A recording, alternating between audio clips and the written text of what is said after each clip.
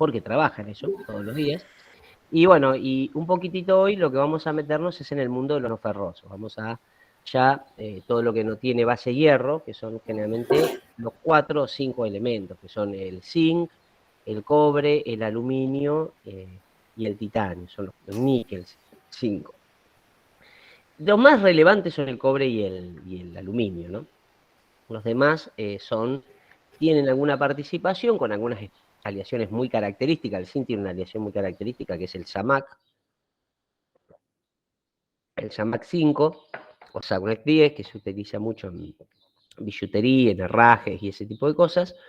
Y después el titanio tiene algunas aleaciones características, igual que el magnesio, pero básicamente los más comunes son el cobre y el aluminio. Entonces voy a empezar a presentar un poquitito. A ver, acá hay algunas, a ver, no sé si es esta la presentación, vamos a ver acá un poquito una presentación que armó mi amigo Nahuel, que no nos acompaña en este momento, hay algunos videitos ahí. Y bueno, acá algunas de las características de, por ejemplo, el aluminio, ¿no? Tiene alta resistencia a la corrosión, tiene alta capacidad de deformación. En lo de aspecto agradable es gris. Si les gusta el gris, es un aspecto muy agradable.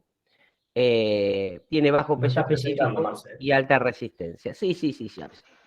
Entonces, básicamente, ¿qué buscan ustedes? Bueno, los no ferrosos, en el caso del aluminio, te aporta baja todas esas características. Y el cobre lo que tiene también no se oxida fácilmente. Y empezamos a jugar con ciertas características, tienen conductividad alta, tienen algunas características. Y tienen maneras de modificar sus propiedades mecánicas de acuerdo a ciertas características, ciertos mecanismos. Básicamente los mecanismos yo los voy a ir presentando ahora, que son para los materiales no ferrosos que vamos a ver nosotros acá. Ahí voy a presentar. Díganme si estoy presentando, cuando les diga ahora, estoy presentando ahí. ¿Ven algo? Todavía no. No, profe. Ahora Ahí sí. se ve algo. Sí, Bueno, sí, ahora sí. entonces básicamente, ¿qué son los materiales no ferrosos? Los que no tienen base férrica. Y por ejemplo, podemos decir en orden de importancia, como vengo del palo del aluminio, soy el aluminio, podemos decir que el cobre, podemos decir que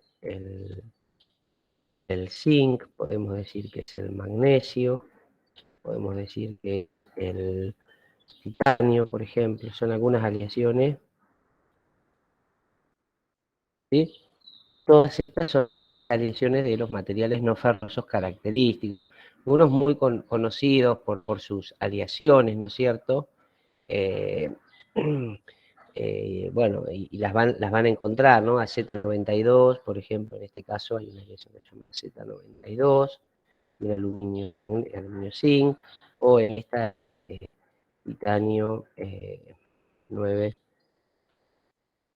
9% de aluminio, 9, no sé dónde está el por ciento, 9% de aluminio.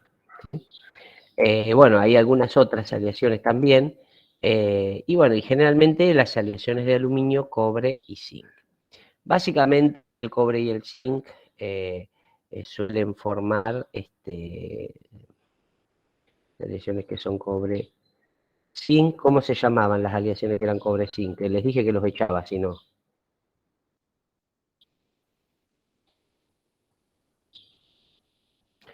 Latón. Latones. Está bien, latones, que tienen buena capacidad de deformación plástica y también buena resistencia mecánica. Digamos, muchos de las tuberías de hierro de antes de las casas eran de latones, las vainas de las armas. Bueno, los latones tuvieron un gran desarrollo durante el siglo XIX y el comienzo del siglo XX.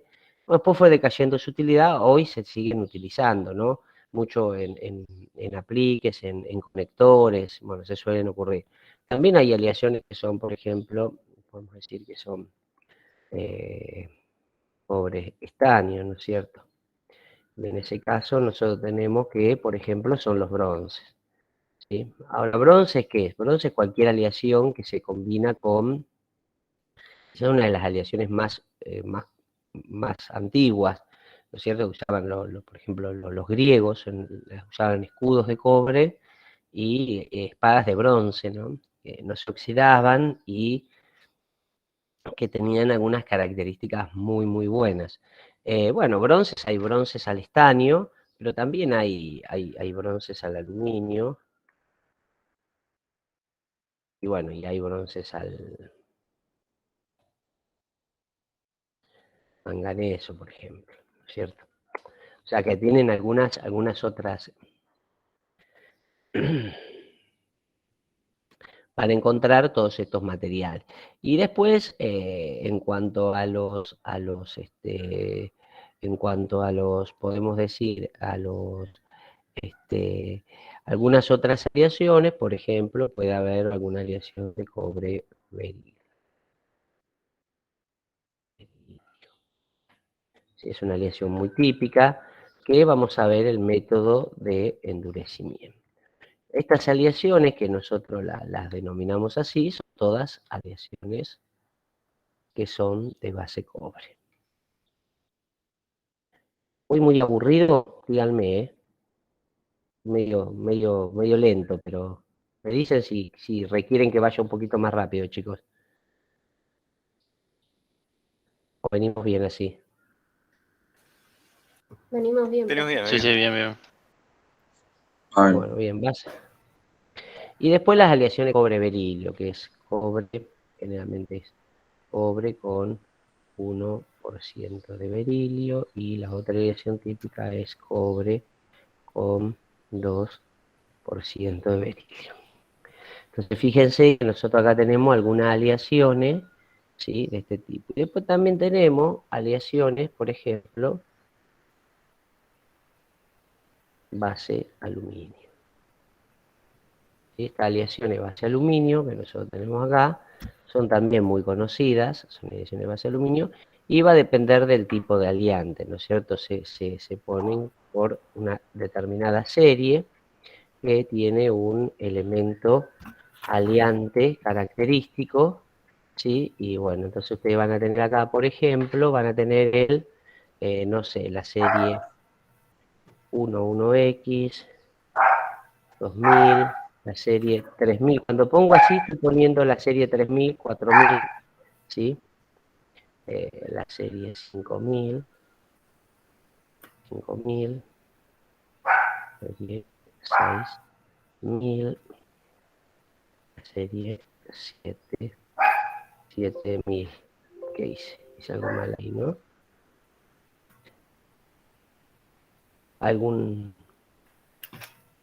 Bien, ahí estoy, ya estoy. Y la serie 7000, la serie 8000. La serie 8000 tiene, la serie 1000 es básicamente aluminio puro. Tiene algún poquito de silicio, un poquito de hierro, pero es aluminio sin impurezas. En el caso de la serie 2000, es el elemento aliante característico es el cobre. En el caso de la serie 3000, el elemento característico es el manganeso. En el caso de la serie 4000 es el silicio, son aleaciones con alta colabilidad. ¿Sí? Y en el caso de la serie 5000, son aleaciones que se utilizan, tienen muy buena soldabilidad y se utilizan para la aplicación en la industria naval y todo, y es la serie de aluminio magnesio. ¿Sí? Y después esta que es aluminio, silicio, que los aliantes son, perdón, acá es magnesio nada más, y los aliantes acá son el silicio y el magnesio, ¿no es cierto? Son aluminio, silicio, magnesio, y acá van a tener la serie que tiene como elemento aliante el zinc. Y acá son todas las aleaciones que se llaman especiales. Pues un montón de aleaciones que tienen aliantes determinados. ¿Sí? Típicas, aleaciones típicas, por ejemplo, típicas pueden ser, por ejemplo, la 1050, la 1100, la 1045. Son aleaciones típicas que ustedes las van a encontrar ahí. De la de cobre van a encontrar la 2011, la 2024, la 24, bueno, van a encontrar algunas características. Las manganeso, la 3034, que es la de la latita, la 3003, son algunas de las aleaciones características. La del silicio 4041, van a encontrar algunas que tienen así. Del magnesio 5052, 5056, ¿sí? 5061. Bueno, 5052, 5056 está bien para ver algunas. 5050 también podemos poner ahí, que es una lesión típica de este caso. Después van a encontrar, acá las más características son la 6063, que es la de los perfiles de las ventanas, y la 6061 tiene que ver con toda la perfilería de aluminio estructural. Y las series, y en la serie 7000, muy conocida, la 7075. Sí, la 7075, que es una aleación muy conocida, muy desarrollada, y una que es 7070 también. 7070 y 7075, hay muchísimas, ¿no? Y acá la muy conocida es la 8011. Ahí tienen las características como para que ustedes vean algunas aleaciones, son típicas de estos materiales. Ahora bien, ustedes pueden usar todos estos. ¿Qué características tienen? Bueno, lo que buscamos acá, muchos buscamos mucha dureza en materiales que por ahí necesitamos mucha dureza que no generen chispa, o que no tengan carbono, o que tengan buena resistencia a la corrosión. Básicamente acá estamos hablando de materiales que se deforman plásticamente y no se corroen. Acá estamos hablando de materiales que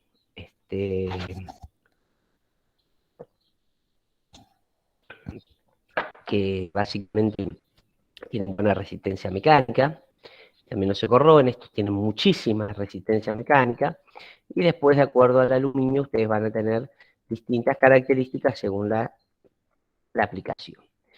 Ahora, todos estos pueden ser modificadas sus propiedades mecánicas mediante tres mecanismos. Hay básicamente tres mecanismos que son para tratar de modificar las propiedades mecánicas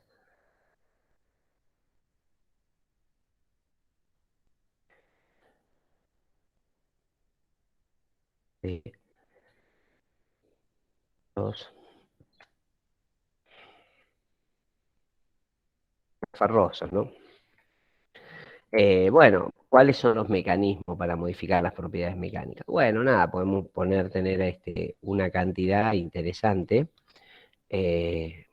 Bueno, van a verlos ahora acá. Son básicamente tres, ¿no es cierto? Primero es endurecimiento por solución sólida. No sé qué acabo de hacer, pero acabo de hacer algo mal.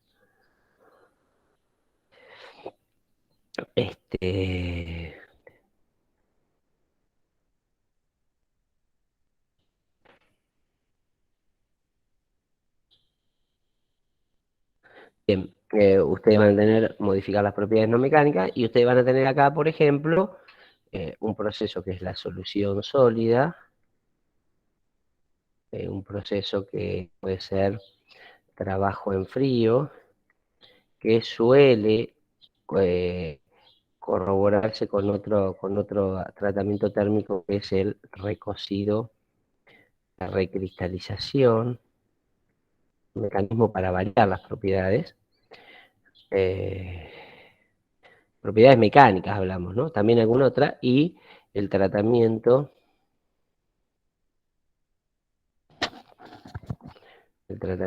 de solubilizado y envejecido. Fíjense que ahí tenemos el otro tratamiento. Bueno, muy interesante esto. Y acá pueden ver ustedes que estos son los mecanismos súper conocidos podemos ver. Algunos ya los vimos, ¿no? Nosotros ya algunos los vimos muy bien, porque los vimos en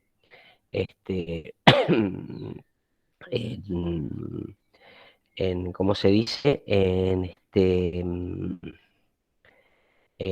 No me sale la palabra, en soluciones sólidas ya vimos los mecanismos. ¿Y qué hacen? Y bueno, todos de alguna manera modifican las propiedades mecánicas. ¿Qué propiedades mecánicas modifican? Bueno, veamos qué propiedades. Bueno, por ejemplo, las propiedades mecánicas que movilizan son la dureza, la resistencia mecánica, la resistencia mecánica, por ejemplo, ¿qué más? Podríamos decir, y bueno, y el Profe, porcentaje. Sí, Emiliano puso desgaste. No sé el si. desgaste, bueno, la dureza, ¿no? El desgaste tiene que ver con la dureza, ¿no? El desgaste tiene que ver con la dureza. Entonces, la dureza, la resistencia mecánica, la resistencia al desgaste es, digamos, está relacionada a la dureza y la capacidad.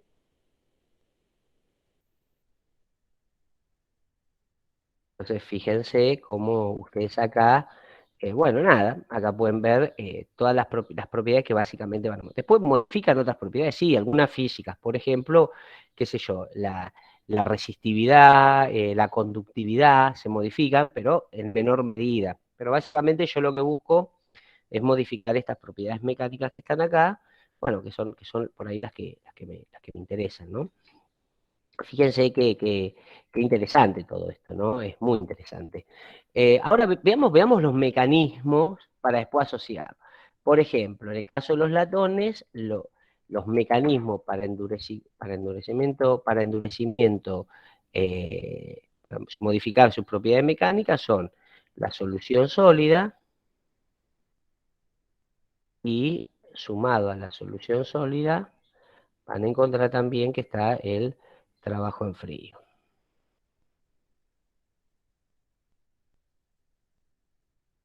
Frío. ¿Sí? En el caso de los bronces, por ejemplo, también va a estar la solución sólida y en este caso ya no hay trabajo en frío, sino solamente va a actuar la solución sólida, ¿no? El efecto del agregado de segunda fase le da propiedades, ¿no? Mecanismo de solución sólida y segunda fase, precipitación de segunda fase. En el caso del cobre berilio va a ser el solubilizado envejecido, ¿no es cierto?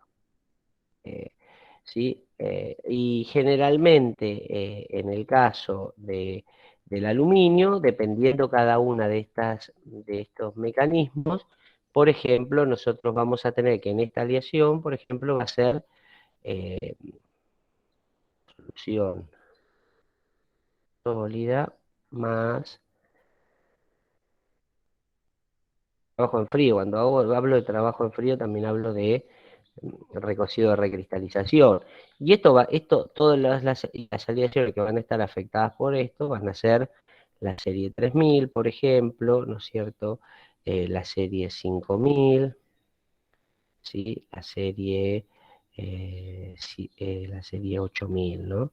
Mientras que las que van a ser asociadas por tratamiento de solubilizado envejecido, van a ser, por ejemplo, qué sé yo, el aluminio cobre, va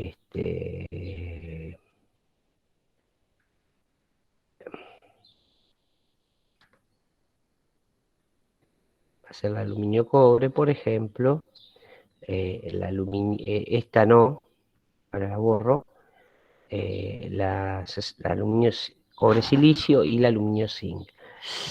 Y bueno, y esta no tiene ningún tipo de tratamiento, solo lo que busca acá es tener una fluidez muy grande para llenar la pieza y acá lo que busco también es la disipación de calor. Entonces, silicio actúa como un disipador del calor, entonces muy utilizado en la industria automotriz, donde ustedes saben que los motores chicos necesitan una gran disipación de calor y como ya no se hace el más de fundición gris porque es muy pesada, se utiliza este mecanismo de hacerlos de aluminio silicio, lo que de alguna manera hace que el material sea más liviano y tenga estas propiedades.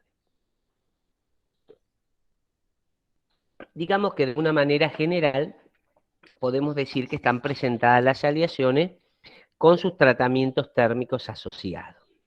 ¿Esto está claro, chicos? Sí, profe. Sí, sí. Sí, profe. Repasemos brevemente entonces, no ferrosos, cuáles son, qué mecanismos tenemos para modificar las propiedades, la solución sólida, el trabajo en frío y el recocido de recristalización, el tratamiento solubilizado y envejecido. Las propiedades que modificamos son la dureza, la resistencia mecánica y la capacidad de formación plástica, y acá tenemos un poquito un pantallazo de las aleaciones que son base cobre y base aluminio. Cobre es el zinc, se modifican sus propiedades, son los latones, se modifican sus propiedades por solución sólida y trabajo en frío. El cobre estaño, que son los bronces al aluminio, bronces al manganeso, bueno, bronce con estaño, y es el mecanismo de solución sólida y segunda fase. Y en el Profe, caso una consulta. Sí, Perdón, antes de que sigamos. ¿El no. trabajo en frío y el recocido de recristalización es más o menos como el recocido y revenido? No comparen eso. El templado y revenido, perdón. No. O sea, no vienen siempre igual. No, puede ser que venga siempre igual, pero no es lo mismo. Tienen que sacarse de la cabeza eso. Ok. No es una Igual no comparación me real. refería a lo mismo, sino que como que Podés vienen en pero pareja. Cuando haces uno, haces el otro. A veces sí, a veces no. Ah, Nada. está. Si alguien acá trabaja en una fábrica de cables, verá que a veces hacen ese tratamiento de recocido fríamente y la terminación se la dan con el trabajo en frío. ¿Sí? Va a depender de las características, ¿no? Después vamos a explicar un poquito cómo es eso. Pero nunca asocien, esto es muy importante, no hay que asociar características, conceptos que son de los ferrosos con los conceptos de los no ferrosos, ¿no es cierto? Acá no hay carburos, por ejemplo, ¿no? La otra día una chica en un final me dijo que había carburos, ¿viste? Eso para mí es como escuchar a los guachiturros, no sé, a Mau y Ricky, estoy escuchando a Mau y Ricky, cada vez que escucho ese que me diga alguien que hay carburos en un ferroso. ¿Se entiende? ¿Los carburos de qué? De nada. ¿Se entiende? Pero no forman parte del proceso. Y tampoco son los mismos tratamientos, los mecanismos son diferentes. Está claro, los mecanismos de endurecimiento son distintos. Sí puede haber trabajo en frío en un ferroso y en un ferroso, pero nunca digan, el envejecido es como el revenido. Eso, digamos, los condena, como diría la Biblia, lo que dice Judas se condenó, bueno, más o menos es el mismo efecto. Está claro eso, ¿no? Sí. No quería comparar un método con el otro, sino que venían de a pareja. Pero Sí, está pero claro. no vienen de a pareja. No, sacátelo de la cabeza. Ok. Mejor si no lo podés comparar, mejor. Digamos, así lo sacamos.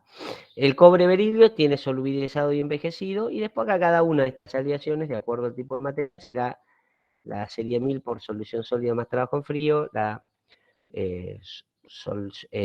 solubilizado envejecido, la de cobre, la de silicio magnesio y la de zinc, y las demás todas por solución sólida y trabajo en frío, menos la 4000 que no tiene ningún tratamiento.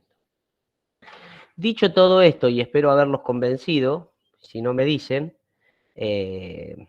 nada, me parece que estamos como para ponernos de acuerdo, ¿no? ¿Estamos bien? ¿Estamos de acuerdo, chicos, hasta acá o no? Sí, profe. Sí, todo correcto. Bueno, entonces nos vamos a meter ahora en el apasionante mundo de todo esto que explicamos. O sea, tenemos que explicar qué es una solución sólida, qué es un trabajo en frío y qué es un tratamiento y recocido de recristalización, y qué es el solubilizado y envejecido. ¿Está bien? Así nos vamos metiendo un poquitito en todo esto y vamos viendo a ver cómo transitamos este tema. Bien, me voy a conectar acá, voy a ver si puedo, ustedes me interrumpen cualquier cosa, voy a ver si puedo avanzar un poquito más con esto. Y nos metemos acá. Bueno, acá vamos a ir presentando, esta es la presentación que ustedes vieron. Bueno, acá tienen algunos de los metales no ferrosos, algunos de los usos, ¿no es cierto?, que ustedes vieron. Bueno, ahí están mirando algunas de los procedimientos. Bueno, acá está lo que le acabo de explicar de la serie 3000, ¿no es cierto? Y 4000. Y bueno, y acá pueden encontrar algunas características de cómo se informa. Después vienen lo que les decía, ven, el cobre aluminio es tratable, los otros no son tratables, esto está, algunas puede ser, pero la mayoría no. Está bien acá, esto sáquenlo, corríjanlo en la filmina, eso no está correcto. Anótalo, Mauro, para corregirlo a eso. ¿Está? Y acá hay algo interesante, ¿no es cierto? En esa tabla, los tratamientos térmicos. Si yo digo que atrás de la serie 6061 hay una F, significa que está como fue sacado de fabricación. Terminé de hacer el perfil y lo dejé ahí, se lo mandé al cliente. Si me lo piden con la característica O, una O, por ejemplo, es la característica de recocido, ¿no es cierto? La O indica que el material fue hecho un recocido de recristalización. La H indica que fue hecho un tratamiento, básicamente un tratamiento termomecánico, sería un tratamiento de trabajo en frío. Y las T, de T1 a T10, van a encontrar que son tratamientos térmicos de solubilizado y envejecido. Entonces yo le digo 6061 T6, significa que es tratamiento térmicos de la aleación 6061 solubilizado y envejecido. Y digo 3003 H13, significa que fue trabajado en frío. Ahí tienen algunas de las deformaciones, como H1, y hay algunas, ¿no? Más de uno indican el grado de dureza, ¿no? Por ejemplo, que fue endurecido por deformación, que fue endurecido por deformación parcialmente recocido, por ejemplo, sería un H23. Acá hay dos números, ¿no? Yo le digo H13, 3 indica el grado de porcentaje que lo deformé plásticamente en frío. H17 lo mismo, ¿no? Tiene un 13%, un 17%. Bueno, y acá tienen, por otro lado, los tratamientos. Yo le dije T6, es solubilizado y envejecido artificialmente. Si hay un T4, es solubilizado y envejecido naturalmente. Bueno, y así ustedes pueden identificar. Entonces, si a usted le aparece una especificación que dice 6063 T5, significa que fue parcialmente, es un 6063 que fue parcialmente solubilizado y envejecido artificialmente. Bueno, miren, acá justo usaron el 6061 y ven algunas de las propiedades mecánicas, ¿no es cierto? Estamos hablando de 5 kilos recocido, y cuando ustedes lo pasan a T4 ya tienen 11 kilos, y cuando pasan a T6 están hablando de 24,1 kilos, ¿no? Estamos básicamente hablando de esto, ¿no? Fíjense que es eso de ahí, ¿está? Estamos hablando con T6, ustedes se fijan ahí, ¿no es cierto? Ustedes ahí pueden ver T6, ¿no? Sí, y lo mismo pueden ver acá, que fíjense que arrancaron con este valor y llegaron básicamente, estaban en 5,5 kilos. Fíjense cómo llegaron a 21 kilos, ¿sí? ¿Se alcanza a ver eso? Esto lo vamos a borrar. Ahí. Bien. Bien. Bueno, si seguimos trabajando esto, acá tienen algunos de los bronces que hablamos, el cobre níquel, el níquel, son todos estos tratamientos térmicos. Y bueno, acá tienen algunas otras aleaciones, ¿no? Bueno, los métodos de endurecimiento que dijimos, ¿no es cierto? Trabajo en frío, ya lo marcamos. Dijimos endurecimiento por solución sólida y dijimos solubilizado y envejecido. Tendríamos que agregar acá que esto también se compensa con un recocido de recristalización. Tengo todos los perros acá ladrando, segundo, que los voy a largar a la vida.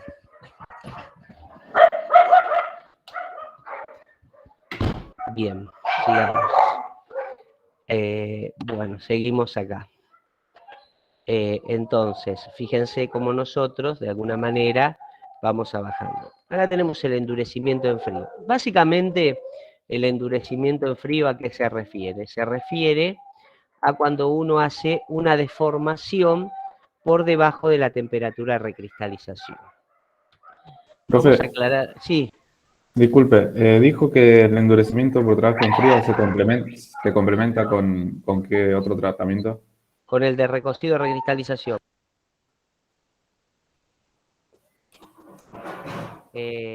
Con el de recocido y recristalización. Ahí les voy a mostrar, por ejemplo, qué es el trabajo en frío. Bueno, si nosotros queremos definir el trabajo en frío, nosotros tenemos que identificar una temperatura que se llama temperatura de recristalización. En realidad la temperatura se llama temperatura de recristalización dinámica, pero a mí me gusta decirle temperatura de recristalización. Cuando esa temperatura de recristalización, que es propia, es característica de cada uno de los materiales,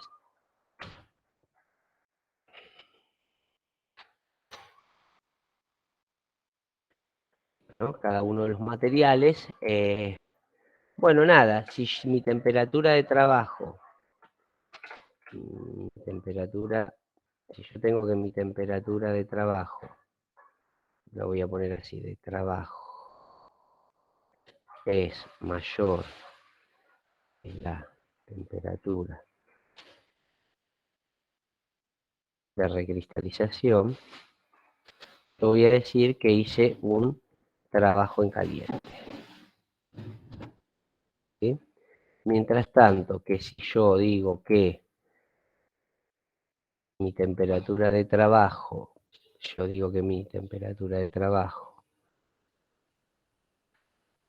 mi temperatura de trabajo ahora es, en vez de ser mayor, es menor, ¿no es cierto?,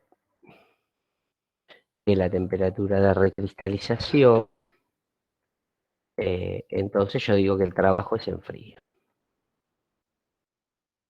Entonces, cuando yo trabajo en frío, ¿qué es lo que pasa? Bueno, nada, no hay forma de que las dislocaciones se puedan volver a ordenar. Entonces, nada, las dislocaciones vamos a ver ahora qué efectos juegan en esto, ¿no? ¿Cuál es el efecto? Pero sí entender esto claramente. Por favor, esto cópienlo bien. Entonces yo digo, si mi temperatura de trabajo es mayor que la temperatura de recristalización, estamos hablando de un trabajo en caliente, y si la temperatura de trabajo es menor que la temperatura de recristalización, estamos hablando de un trabajo en frío. Entonces yo les preguntara, ¿cuándo digo que estoy trabajando en frío? ¿Qué me responderían? Cuando la temperatura de trabajo es menor que la de recristalización. Perfecto. Esto, si se estaban por hacer un tatuaje, es una buena oportunidad que se tatúen esto, porque lo preguntamos en todos los coloquios, ¿así Dante o no? Sí, Marce, yo no paso un coloquio si no responden esta pregunta. Exactamente, así que se la graban, está en la frente, no sé. Péguenla en el baño para leerlo todos los días a la mañana, ¿sí? O péguenla arriba del televisor, para algún lugar donde vean todos los días, o en el teléfono. Pero esto se lo aprenden porque si no, lo fletamos, ¿está? ¿Sí? ¿Estamos de acuerdo, chicos, con esto? ¿Sí? ¿Se lo recuerdan? Bueno. Sí. Ya tienen unos cuantos tatuajes esta materia. Muy bien, Leonel. Esta materia te aporta para los tatuajes, toda la espalda. Muy bien. Es muy bueno eso. Nos va a ayudar, no les va. Es porque tatuarse, qué sé yo, un Psyduck, ponele. O algún otro tipo de bichito feo. Bueno, sigamos entonces con mi presentación acá que hizo Nahuel. Bueno, ¿qué pasa si nosotros tenemos esto? Bueno, básicamente, si yo deformo un material, ¿no es cierto? Y lo deformo plásticamente, yo voy a decir que llego hasta este punto, ¿no es cierto? Si yo vuelvo a cargar, digamos, descargo, deformé plásticamente, imaginen un alambre que lo deformo, lo doblo, porque todos saben cortar alambre o no. ¿Todos han cortado alguna vez un alambre? Sí. Muy bien, excelente. ¿Cómo se corta un alambre? Sin la tenaza. Lo doblás hasta que se corte. Hablándolo, claro. Excelente, muy bien, muy bien. Te quema un como el poquito las clip manos, cuando pero te pones nervioso. le das así, así, ¿no? Empezás así, ¿sí? Porque, digamos, imagínate se te cae el caño escape. Te compraste un Dodge 1500, te vas a Mar del Plata, se te cae el caño escape. Un buen ingeniero... Ley, tenés que llevarte una pincita. Claro, bueno. Si Pero te el compraste ingeniero nunca... 1500. Nadie lleva una pincita en el auto. El destornillador nunca falta para trabar la ventana. Es verdad, muy bien, verdad, eso es muy importante. Pero solo sirve para trabar la ventana, no sirve para esta habilidad que tenemos que hacer de dar el caño escape. Entonces, tenemos que usar el caño escape, nada. Así que tenemos que usarlo. Entonces ahí, para dar nuestras motes de ingeniero, cortamos el alambre como debe cortarse, doblándolo así, muchas veces, tiqui, tiqui, tiqui, tiqui, tiqui, tiqui, y se corta. ¿Por qué se corta? No se corta por fatiga, se corta por acritud. ¿Por qué? Porque vos vas doblando así, doblás una vez, doblás dos veces, doblás. Si querés impresionar a tu suegra, esto es un golazo. O sea, agarrás así, le explicás cómo cortás el alambre, que es muy fácil, agarrás el alambre y decís, uno para acá, uno para acá, y te dice, se cortó por fatiga. No, suegra, le decía, ahí se cortó por acritud. Y ahí le explicás qué carajo es la acritud, que es lo que vamos a aprender ahora, ¿se entiende? Miren qué palabra, acritud. La rompés, parecés ingeniero o no, la verdad, díganme. Si dicen la Sí, palabra acritud, profe, parecen ingeniero. acritud, porque se corta justo. Acritud. Acritud. Sí, Genial. Acritud. Acritud. Sí, apareces ingeniero totalmente, no hay manera que no parezcas ingeniero diciendo la palabra acritud. Como decir Martencita revenida, esas palabras, viste, no. Eutectónico, esa es mejor, profe. Ahí la suegra no entiende nada. Sí, no entiendo nada, pero viste, ahí lo impresionás. Entonces cortamos y decimos que se corta por acritud. ¿Por qué? Bueno, vamos a ver qué es lo que pasa. Vamos a ver un poquito acá, a ver qué es lo que sucede, por qué se corta. Vamos a ver este concepto. Muy interesante. Entonces, acá tienen, en la primera, yo hice la deformación. Fíjense que la resistencia mecánica llegó hasta ese pedacito de ahí. ¿Sí? Después vuelvo a cortar, el módulo de elasticidad no se modifica, pero ahora, ¿qué pasó con la resistencia mecánica? Fíjense que aumentó. ¿Y qué pasó con el porcentaje de alargamiento? Que llegaba hasta acá. ¿A dónde llega ahora? Es mucho más corto. Es mucho más corto, exactamente, muy bien. Entonces fíjense cómo nosotros si ponemos acá, bien, si nosotros queremos poner acá de vuelta y seguir dibujando, decimos que el porcentaje de alargamiento es mucho más corto, ¿está bien? Mis rectas están un poco, no domino mucho este programa. Si yo sigo avanzando con esto, ¿no es cierto? Y hago un tercero, fíjense que ya vuelve a pasar lo mismo, sube, aumenta y el porcentaje de alargamiento, fíjense que llega hasta acá nomás, ¿se entiende? Disminuye. Entonces, si yo les digo, el fenómeno este de deformación plástica en frío, ¿qué produce? ¿Un aumento de qué?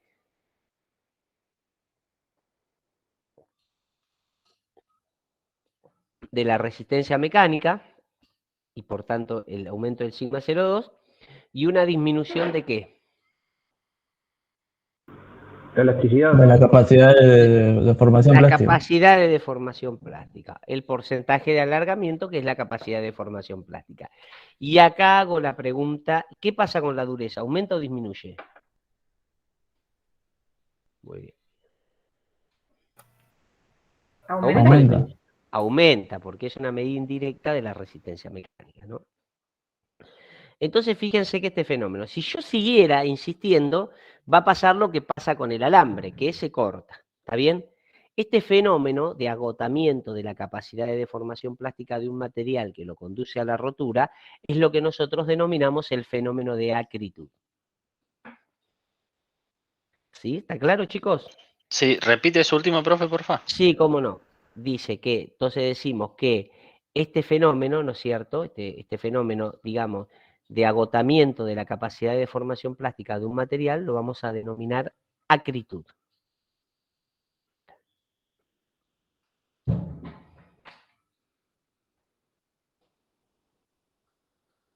¿Sí? Bien. Ahora bien. Profe, pregunta, Sí, cómo no. ¿por qué dijo que la dureza aumentaba? ¿Por qué dije que qué? Que la dureza aumentaba. Y porque la dureza es una medida indirecta de la resistencia mecánica, ¿no? Siempre está asociada directamente a la resistencia mecánica. ¿Sí? Entonces, siempre vos lo que pasa es que es una medida indirecta que te conduce a un ensayo no destructivo. Por eso vos siempre que aumente la resistencia mecánica, te va a aumentar la dureza, ¿está? ¿Sí? ¿Quedó claro, estimadísimo? Sí, sí, se entendió. Perfecto. Bueno, ¿qué es lo que sucede acá? Vamos a dar la explicación técnica de lo que sucede acá. Básicamente, si ustedes se van dando cuenta, la dureza aumenta, como dice acá, disminuye la capacidad de formación plástica y aumenta la resistencia. Ahí lo pueden ver en ese. ¿Cuáles son los mecanismos de deformación plástica? Bueno, tienen algunos, ¿no? El embutido, el doblado, el trefilado, el forjado. La extrusión generalmente es en caliente, ¿sí? Y el laminado podría ser en frío o en caliente, y el doblado sería en B.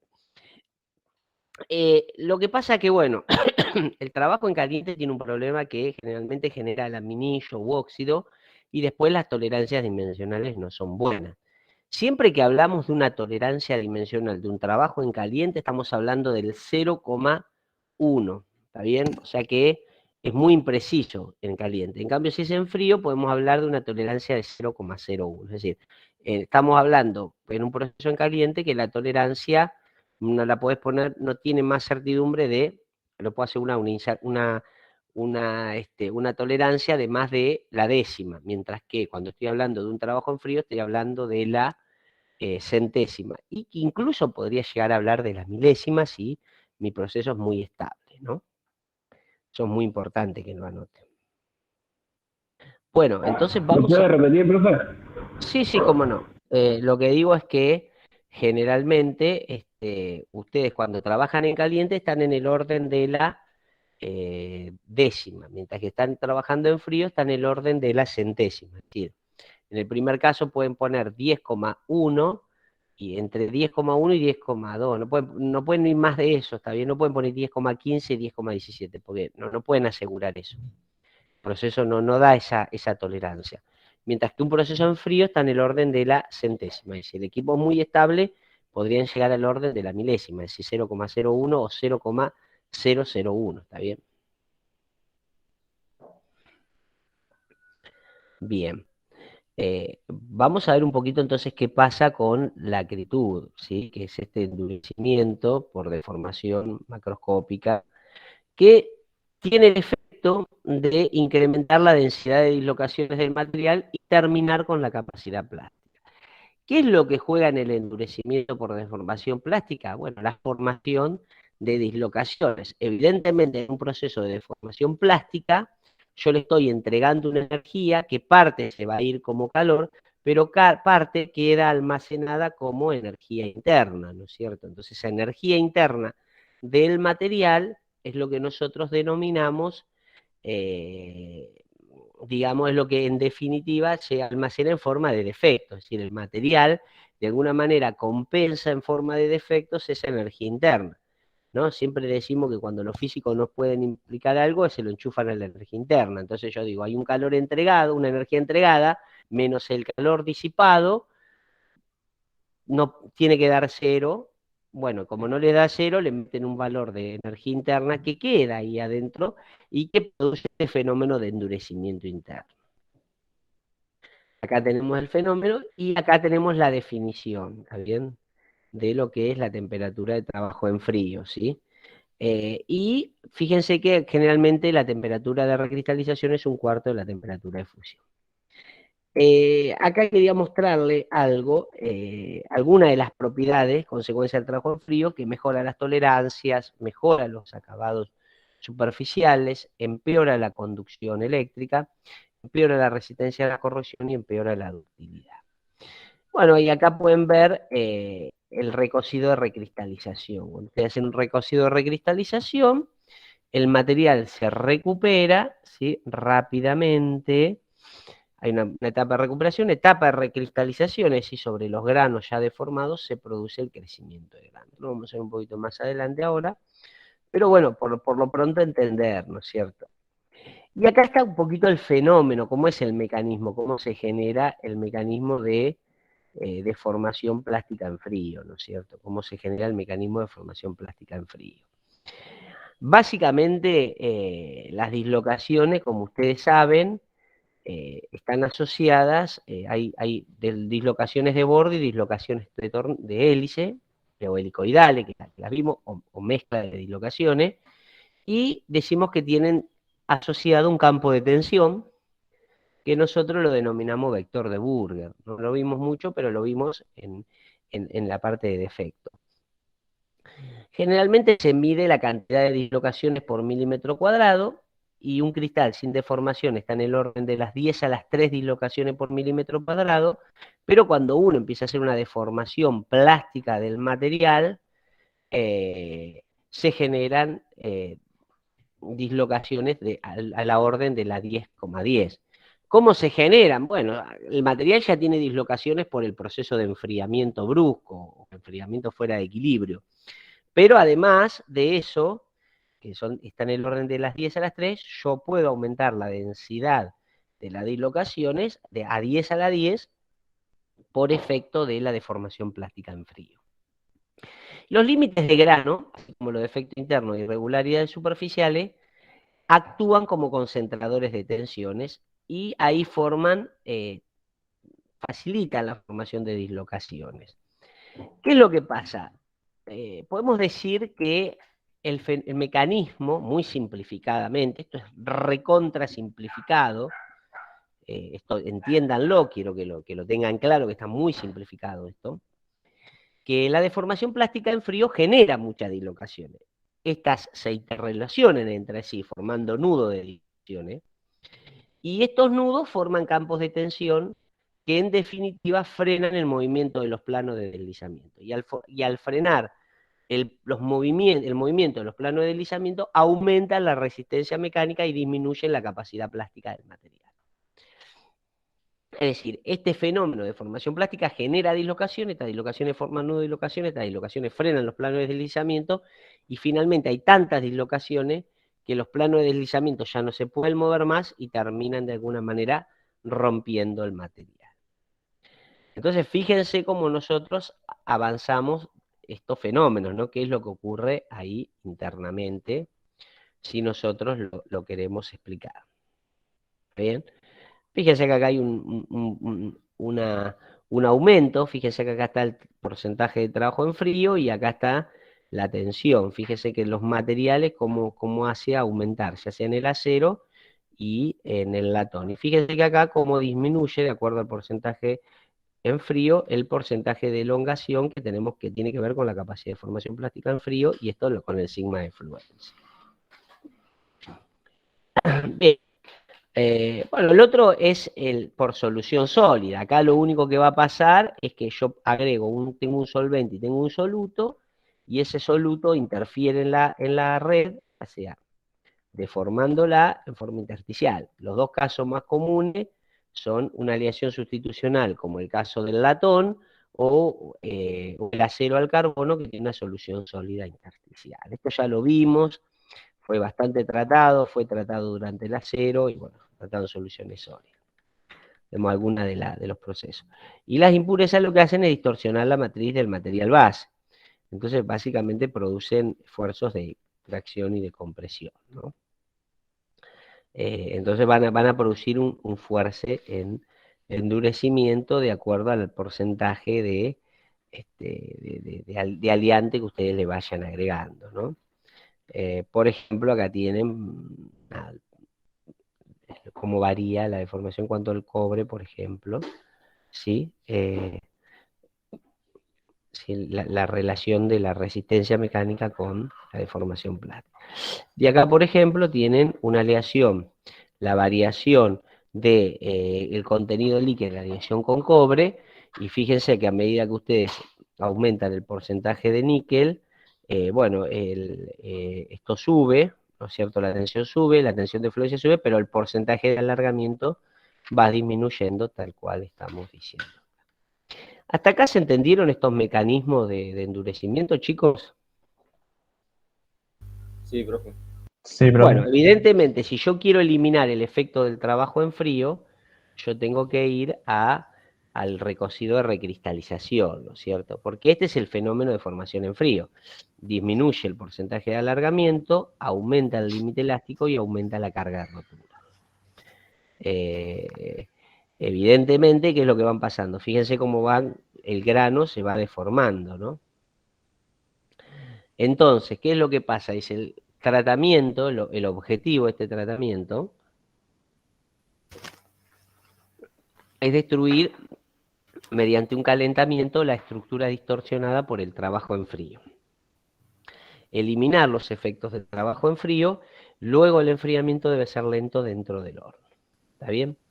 Y el proceso se puede dividir básicamente en 3 fases, ¿no? 3 fases que tienen que ver con la primera parte, que es la recuperación. Hay un fenómeno de recristalización porque el grano queda muy, muy deformado. Fíjense que es este grano que está acá, estamos marcando acá. Este grano queda muy, muy deformado. Evidentemente, al quedar muy deformado, tiene una gran cantidad de energía interna. Entonces, evidentemente, en los límites de grano se va a volver a producir una nucleación. ¿Qué es la nucleación? Los átomos se desvolaron, uno agarró para un lado, otro agarró para el otro, lo deformé todo. Lo que hace el proceso de recristalización es hacer mover los átomos para que a cada uno se vuelva a reacomodar en su estructura en la red prolijamente para poderse ordenar. ¿Se entiende esto? Entonces finalmente volvemos a tener una estructura recristalizada que si yo la dejo prosperar, los granos chicos crecen a costilla, los granos más pequeños los granos grandes empiezan a crecer a costa de los granos chicos y se van comiendo los granos y se produce el fenómeno de crecimiento del grano, que a mí no me interesa tener un grano grande, esto ya lo sabemos, ¿no? Siempre dijimos, el grano soñado es un grano pequeño, equiaxial, ¿sí? ¿Se acuerdan? Y homogéneo. Si no lo dijimos, lo digo ahora. Bueno, fíjense cómo las propiedades mecánicas van disminuyendo rápidamente a medida que yo voy aumentando el trabajo en frío. Fíjense cómo suben las propiedades mecánicas, y a medida que hago el recocido de recristalización, estas propiedades mecánicas que habían quedado en estos niveles, como H2, R2, comienzan a disminuir y esta deformación plástica en frío que estaba en D2 empieza a aumentar. Bueno, y ahí tenemos un poquito el proceso. Bien, ¿hasta acá se entendió todo esto? Sí, profe. Bueno, nos vamos a meter entonces con el tratamiento de solubilizado y envejecido. El tratamiento de solubilizado y envejecido es un tratamiento térmico de las aleaciones no ferrosas que no aplica a todas no todas las aleaciones no ferrosas. La principal característica que debe suceder, que es un fenómeno que no lo podemos crear nosotros, sino que ya viene desde la creación, podemos decir, es el fenómeno de coherencia. O sea, si la matriz, no hay coherencia entre la matriz y el material, no se va a producir el endurecimiento por tratamiento térmico, mientras que si hubiera, ¿cómo se dice? Coherencia, se va a producir digamos, el fenómeno de endurecimiento. Fíjense que acá dice, se requiere que haya solubilidad creciente en una segunda fase en la aleación con el aumento de la temperatura. Eso va a estar dado, si lo queremos ver acá,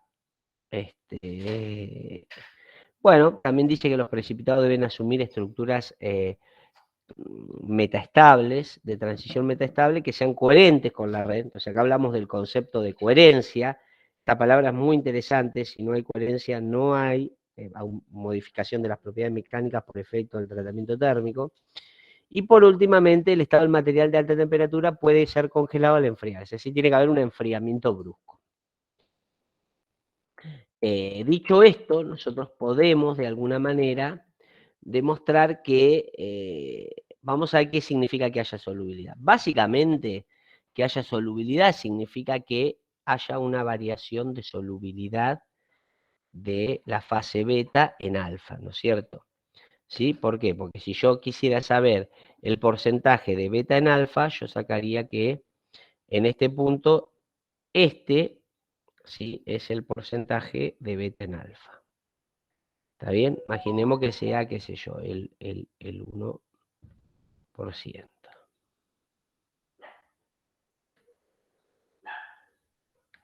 ¿Sí? Entonces, si yo voy disminuyendo la temperatura, la solubilidad, ¿no es cierto?, va disminuyendo, ¿no? Va a ir disminuyendo, fíjense, hasta llegar a este punto acá, ¿no es cierto? Entonces, fíjense, si yo disminuyo rápidamente la velocidad de enfriamiento y no le doy tiempo a que beta se, digamos, precipite de la matriz de alfa, voy a mantener retenido en alfa este porcentaje de beta. Ahora, supongamos que este valor de acá sea 0,1. 0,1%. Cuando yo lo que voy a hacer es traer un estado de no equilibrio. ¿Por qué? Porque voy a tener a temperatura ambiente un alfa que en vez de tener 0,1% de beta disuelto, como indicarían las leyes de la termodinámica en este estado de equilibrio, va a tener el 1%. Entonces va a generar una fase sumamente inestable. Sumamente inestable, y al generar una fase sumamente inestable, si cuando este precipitado yo lo activo, y es coherente, va a modificar sus propiedades mecánicas. Entonces fíjense cómo yo voy a traer un estado de no equilibrio a la temperatura ambiente. Es decir, voy a tener una red que admitiría a temperatura ambiente 0,1%, un 1%. Entonces ahí ya generé una situación de no equilibrio. ¿Sí? ¿Se entiende hasta ahí, chicos?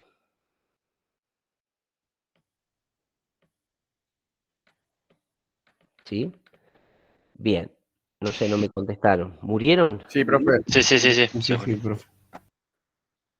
No encontré el micrófono. Bueno.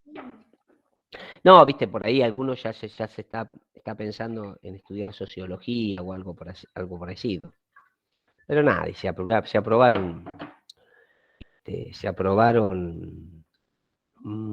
análisis, no van a ir a estudiar sociología. Ya nadie perdería esa oportunidad. Bueno, acá tienen una matriz no coherente, ¿no? Fíjense que acá nosotros tenemos, si ustedes lo ven, la estructura está integrada, entonces no produce ninguna distorsión. En este caso, donde la matriz es coherente, lo que produce, en vez de producir una segunda fase, como sería este caso, se distribuye finamente entre toda la matriz y la deforma. Y al deformarla, lo que produce es el impedimento del movimiento de los planos de deslizamiento. Si uno lo mirara, se suele ver cómo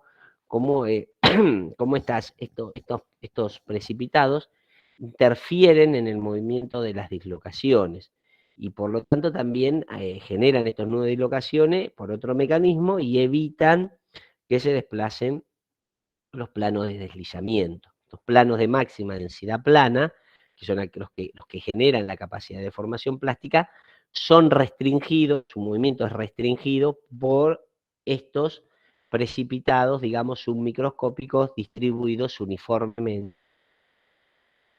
Entonces, ese sería el efecto. Por eso cuando yo nunca digo que esto puede ser comparado a un proceso de temple y revenido, porque el mecanismo es totalmente diferente, ¿no? Uno es un proceso de difusión y este es un proceso de interrupción de movimiento de los planos de deslizamiento.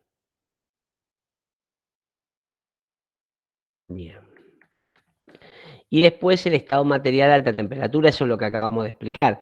Yo tengo alfa en esta zona y acá tengo la fase en equilibrio. Si yo tengo un material en esta zona y acá tiene 0, imaginemos que acá tiene 0,6%, y acá, y en este lugar tendría que tener, qué sé yo, 0,02. Bueno, nada, entonces estoy teniendo un material con una fase en equilibrio, va a estar de esta manera. Si yo esto lo enfrío rápidamente, este equilibrio no se va a producir y voy a tener todo esto acá, ¿no es cierto? Fíjense, voy a tener todo esto acá, que es un poco lo que Nahuel muestra acá, ¿sí? Que si yo frío rápidamente, esto que se produce acá, ¿ven? Esto exactamente, y es lo que se produce acá, este precipitado, como segunda fase no ocurre, y todo el soluto queda distribuido en la matriz formando una solución sólida sobresaturada. Bueno, ese fenómeno, si hay coherencia, produce el endurecimiento, ¿no es cierto? Y acá tenemos, por ejemplo, el diagrama aluminio-cobre, ¿no? Con 5,65, ¿no es cierto? Yo bajo la temperatura de acá, pongámosle, bajo rápidamente, y genero este concepto de solución sólida. Entonces, lo primero que se va a producir es este fenómeno de disolución, que lo voy a llamar solubilizar, ¿no es cierto? Esto que está acá, esta temperatura que está acá, ¿no es cierto? Que está ahí, la voy a denominar temperatura de solubilizado, ¿sí? Temperatura de solubilizado. Hago un temple y levanto la temperatura a la temperatura de envejecido. Es decir, acá tengo una solución alfa sobresaturada. Si yo bajo acá, voy a tener un precipitado, ¿no es cierto?, inestable, y acá estoy haciendo un tratamiento solubilizado de, ¿cómo se dice?, de precipitado, de solubilizado envejecido natural. Si en cambio yo quisiera acelerar esto, ¿sí?, acelerar esto, le doy una temperatura mayor a la temperatura ambiente, disminuye el tiempo que tengo digamos, el envejecido natural. Entonces, fíjense, vamos a repasar de vuelta. Entonces, ¿cómo es el proceso? Nada, yo tengo que tratar de retener esta estructura que tengo acá a temperatura ambiente.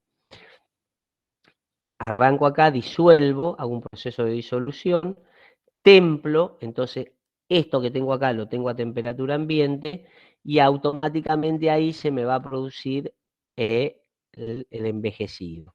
¿Qué va a ser? Este envejecido va a ser artificial, ¿no es cierto? Si yo tomo una temperatura mayor a la temperatura ambiente y entonces el material va a adquirir la máxima dureza al menor tiempo, y si no, si yo lo dejo a temperatura ambiente, va a llevar mayor tiempo. ¿Sí? ¿Cómo influye el tiempo de envejecimiento en la resistencia a la aleación? Bueno, nada, se puede precipitar este fenómeno que se llama sobreenvejecido.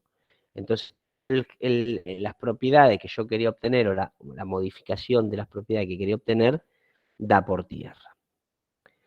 Entonces fíjense que acá tienen subenvejecimiento, envejecimiento y sobreenvejecimiento. Hay que tener mucho cuidado porque si se te sobreenvejeció no lograste ninguna propiedad. Y acá tienen el efecto del envejecimiento en la tensión de fluencia, ¿no es cierto? Fíjense que acá tienen el tiempo de envejecimiento en horas, la tensión, ¿sí?, de fluencia para distintas temperaturas. Entonces fíjense que ustedes con tiempos muy bajos arrancan acá, este sería el tiempo en horas de envejecimiento, ¿sí?, básicamente, ¿sí? Y después las propiedades empiezan a bajar por el efecto del sobreenvejecimiento, ¿no? La tensión. Siempre hay una tensión. En el caso del aluminio silicio, magnesio es 184 grados. Esas temperaturas están en las tablas, en el Metal Handbook, creo que una vez hablamos de él.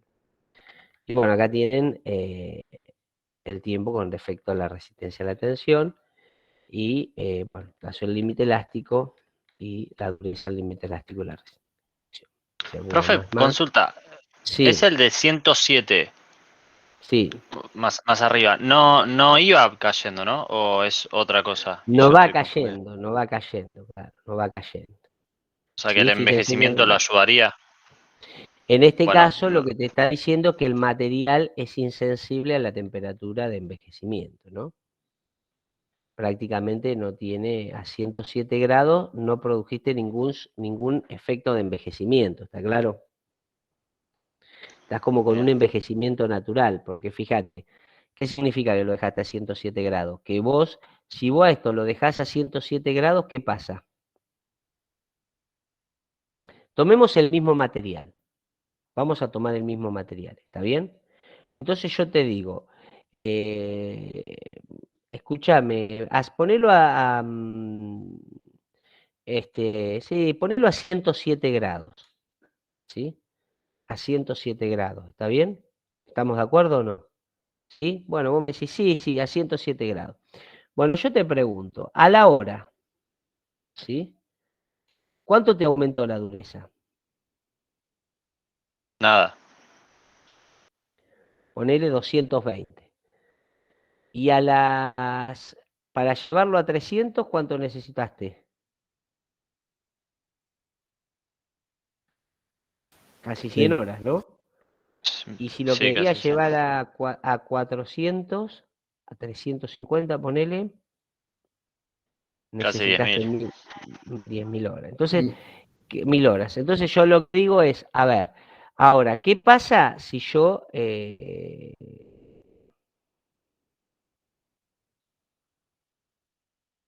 borrando ahí. ¿Qué pasa si yo, ahora, qué pasa con el que yo le hice a 190 grados? ¿Qué pasó? Y bueno, tuve que dejarlo más A la tiempo, hora ya. pero ¿cuál fue la ventaja de dejarlo más tiempo? Que obtuve el doble en cuánto. En Ponele casi una hora. casi una hora, obtuve el doble. ¿Sí?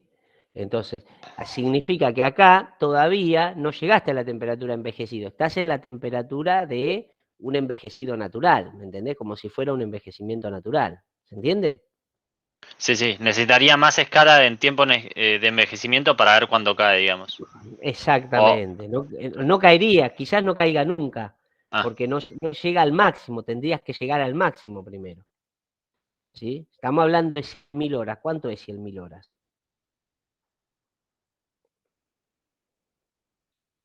¿Es mucho tiempo o no? ¿Qué opinan, chicos? 100.000 horas.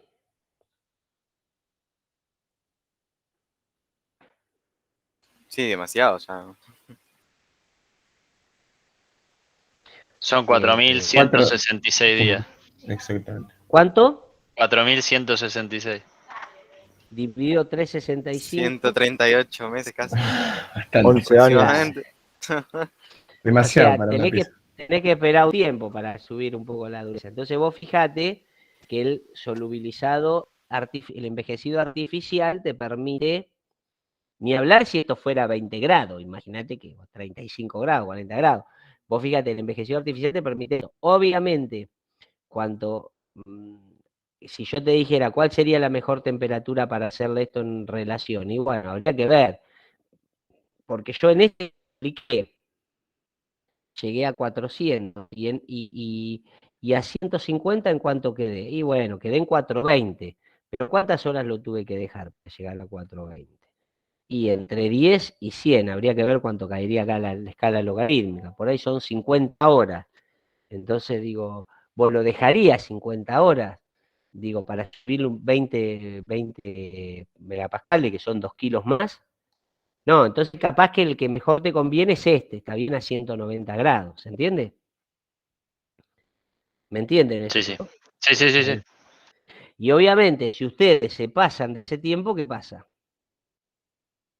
Se produce este fenómeno que se llama sobreenvejecimiento. Ven que está, como lo marca acá Nahuel, esta coalescencia de los precipitados, que nosotros lo vamos a denominar sobreenvejecimiento. Fíjense, el subenvejecimiento no alcanzó a darse precipitado, el envejecimiento como 190 grados, y si yo me paso de ese tiempo, se produce el proceso de sobreenvejecimiento.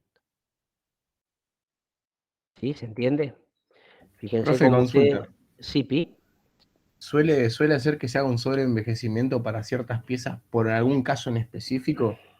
No. No, ya eso es No, no. demasiado. Es decir, te distraíste y bueno, ya pasó la cantidad de horas.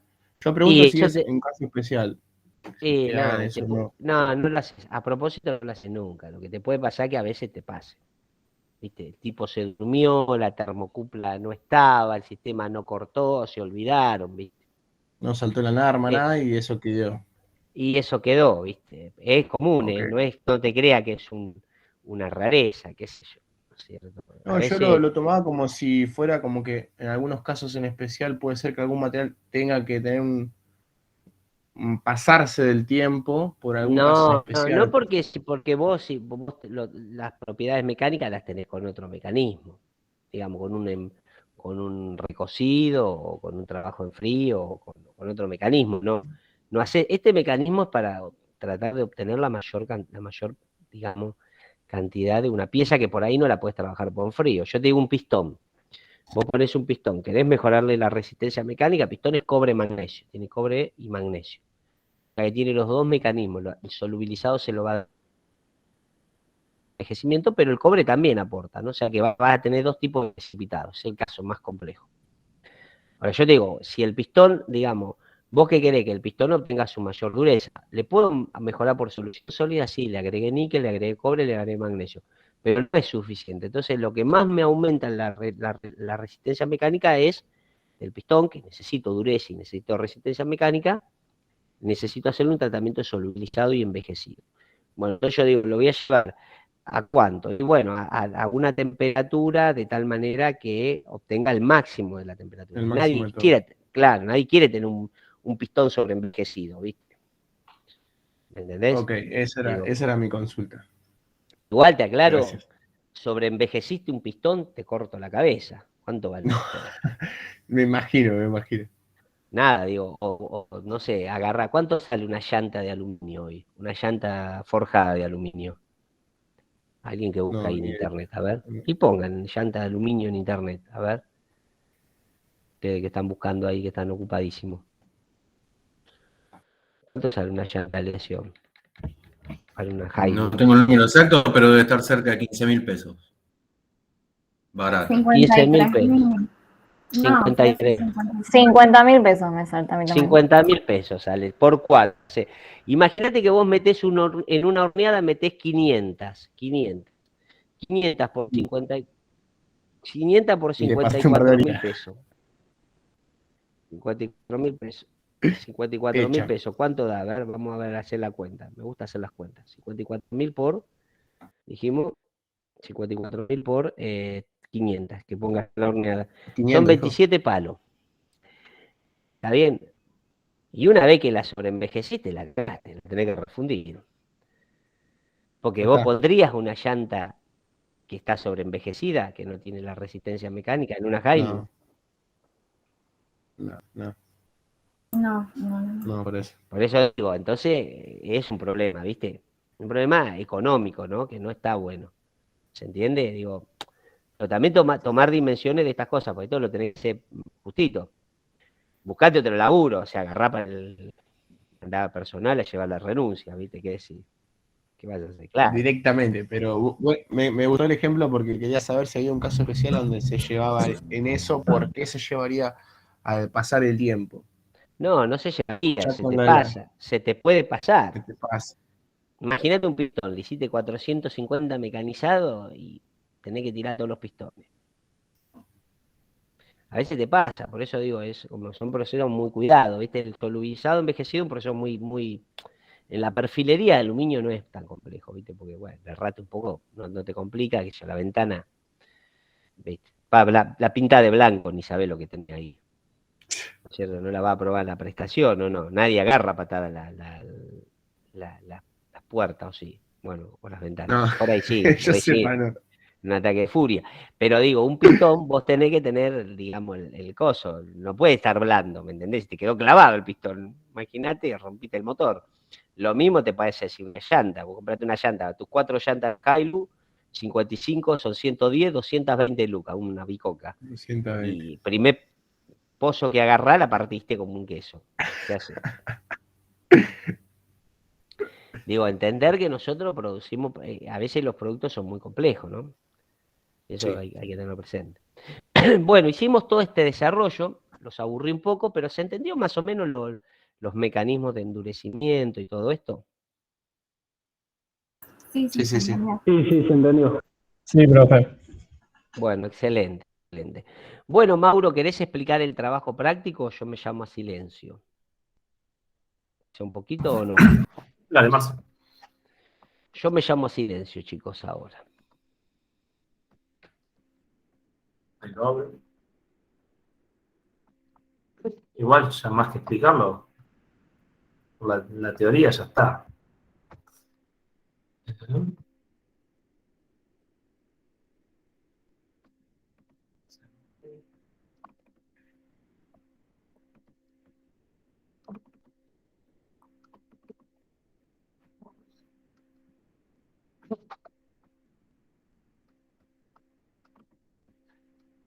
Por el primer caso, tal como lo explicó Marcelo, a ver, presento.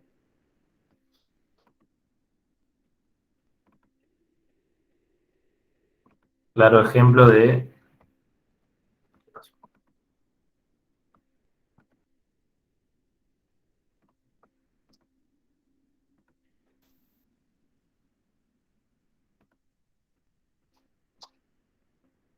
Claro ejemplo, acá le da la aleación, el gráfico que estábamos viendo recién, y lo que explica es que, utilizando la figura 1, compara el efecto que tiene la primera hora de envejecimiento sobre los límites de elasticidad para temperatura de envejecimiento de 190 grados y de 260.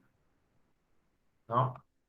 Al gráfico, esta curva de 190 y la de 260. Entonces les explica cuánto tiempo de descanso tiene el operador en ambos casos para obtener la máxima resistencia mecánica. Le van a decir máxima resistencia mecánica, cuál va a ser y cuánto tiempo tiene de descanso el operador. O sea, yo pongo la pieza en el horno y voy y vuelvo, cuánto tiempo tengo, si lo puedo hacer, o esto que decía Marcelo de demorar, digamos, ¿no? Si yo demoro mucho en algunos casos, posiblemente sobreenvejezca la pieza, ¿no?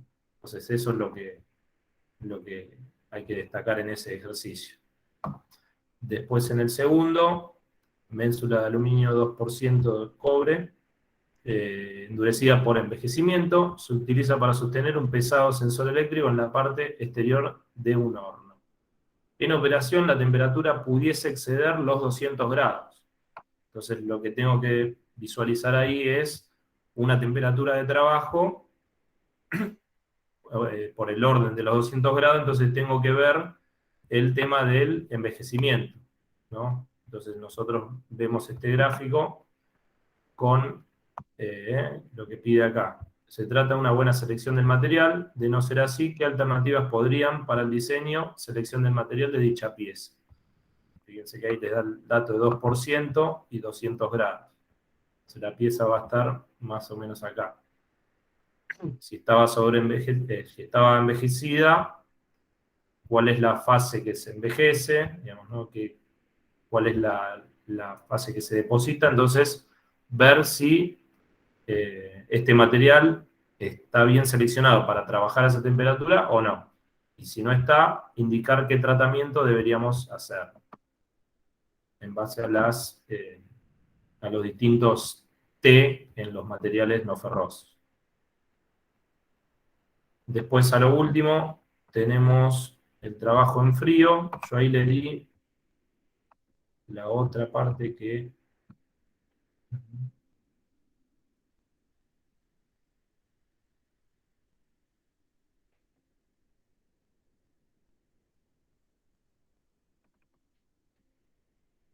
los ejemplos de trabajo en práctico. Ustedes tienen esta planilla de cálculo, que se ve, ¿no? Sí, sí. Sí, se ve. Sí, sí. Los dos son PDF, porque si no, por ahí no me dejaba. ¿En dónde está? Que les explica el primer ejercicio.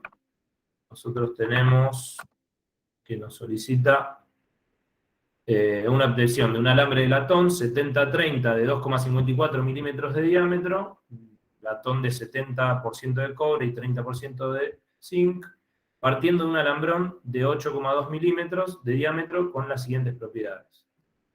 Ah, le saqué el número 1. Listo. Tiene hasta más sencillo eso. A ver. Sí. O sea que la primera parte de esto no la tienen que usar. Vamos a ir desde acá. ¿Me estás diciendo que estamos regalando la materia? No. No, un ejercicio. No, está bien. Pero era duda. el más fácil. Pero bueno, menos mal, ahí está. Igual Pasa que Maurito ganó River, profe. les va a ayudar, sí, es verdad, ¿ven? Eso por River.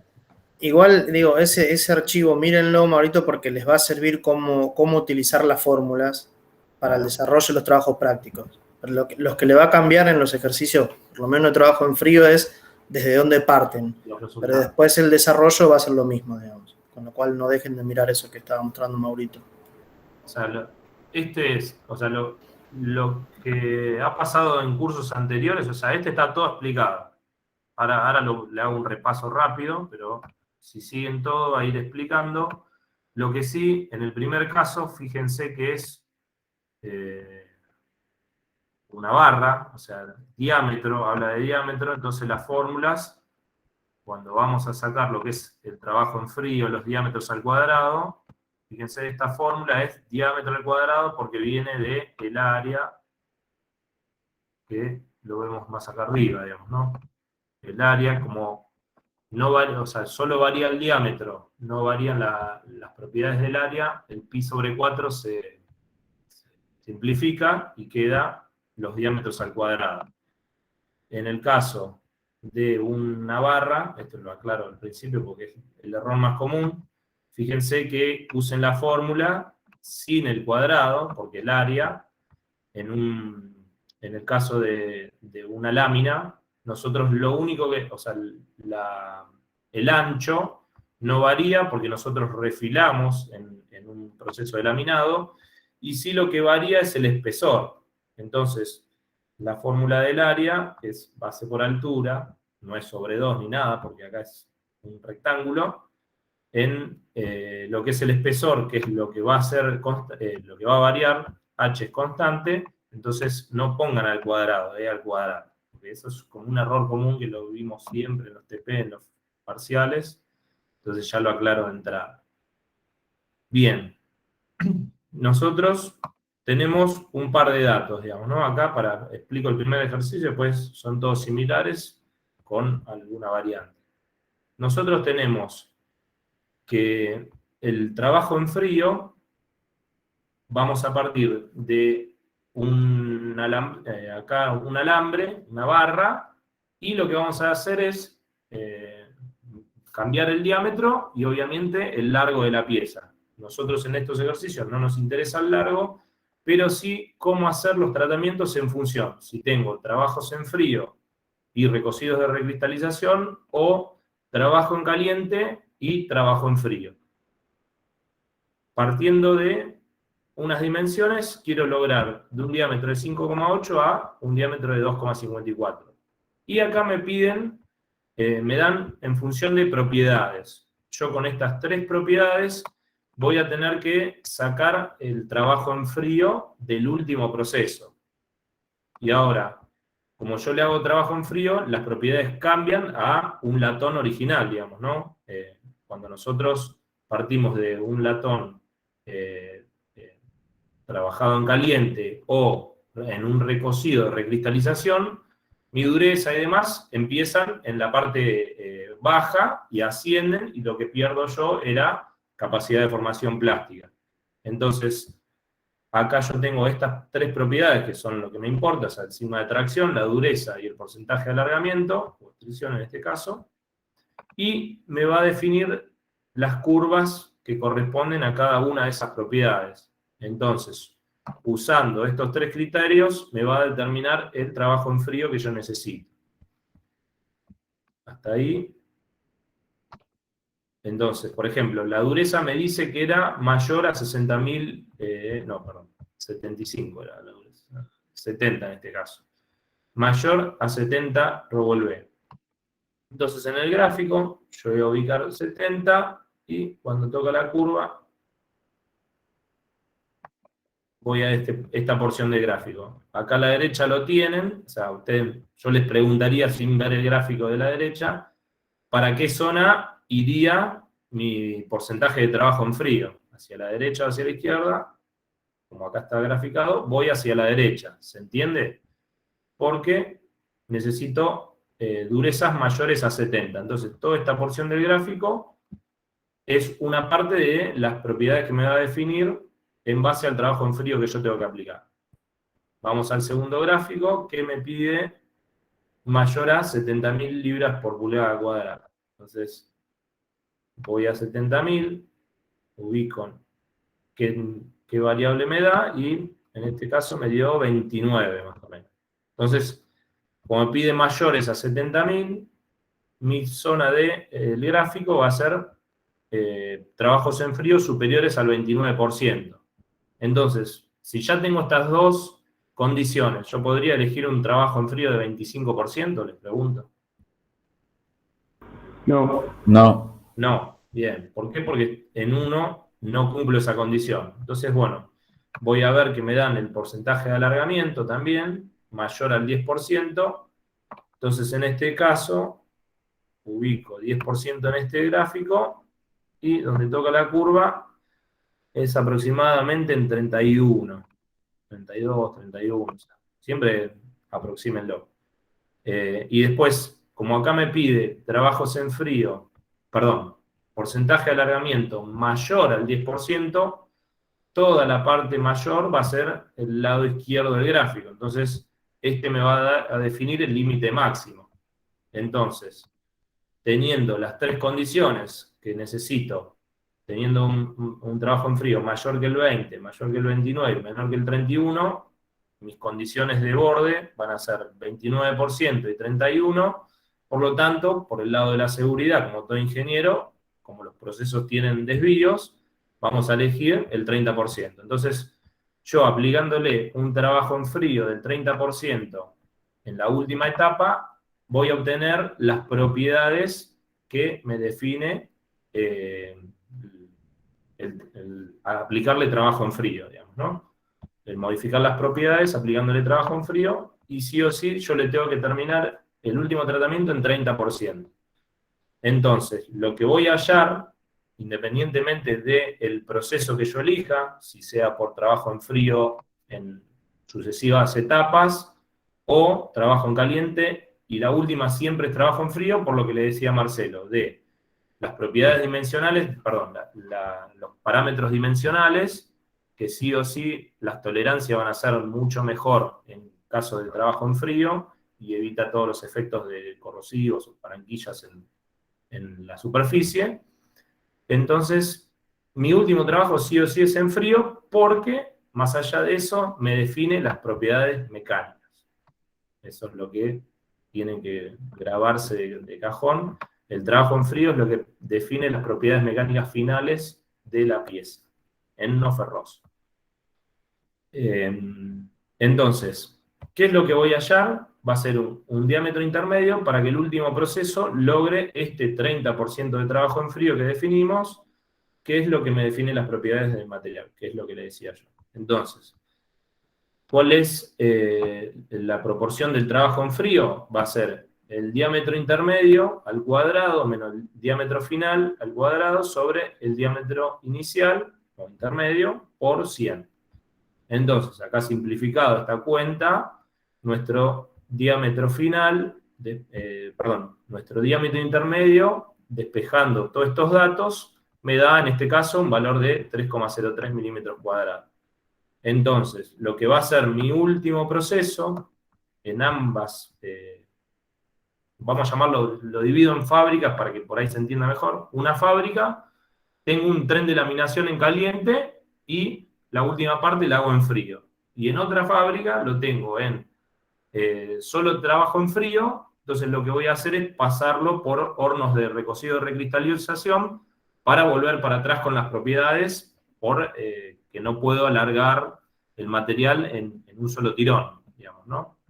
Esto producto de, no lo expliqué, de que el trabajo en frío máximo de dicho material es 60%. O sea, yo más de un 60% a este material, a este latón, yo no lo puedo deformar en frío. ¿Qué me va a pasar? Se va a romper como el alambre, digamos, va a adquirir ya tanta dureza, el límite elástico va a ser el máximo, inmediatamente lo supere, se me va a romper la pieza. Entonces, no puedo en realizar más de 60% de trabajo en frío, en un tramo. Entonces, cuando yo deformo en frío, mejoro las propiedades mecánicas, disminuyo la del porcentaje de alargamiento. Entonces, para eso, ¿qué tratamiento le tengo que hacer para recuperar de vuelta las condiciones iniciales de ese material?